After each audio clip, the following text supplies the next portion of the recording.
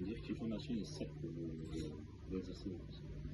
Alors, pour exercer le métier, il y a une formation de porteur qui existe. Le métier de porteur, c'est pour tout ce qui va être cérémonie, pour faire la manutention, mettre le défunt dans le cercueil, le préparer. Il y a tout ce qui va être mise en vierge. Est-ce que vous avez déjà entendu ce terme-là, mise en vierge? C'est mettre le défunt dans le cercueil pour le présenter à la famille lors des obsèques. Il y a également, au niveau de la cérémonie, la manutention du cercueil, emmené dans l'église, au cimetière, etc. C'est une formation de 2 semaines qui peut être fait dans l'année de l'embauche dans l'entreprise. Donc ça, c'est la première formation qui existe. Il y a une deuxième formation de conseiller funéraire, comme Laura comme diplôme.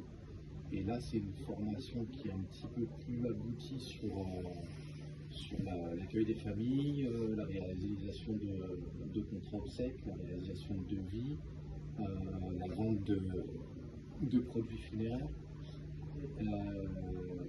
Il y a pas mal de notions de réglementation à connaître.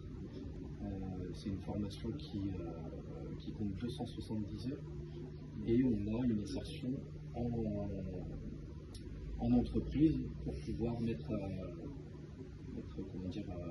nos connaissances sur le terrain. D'accord.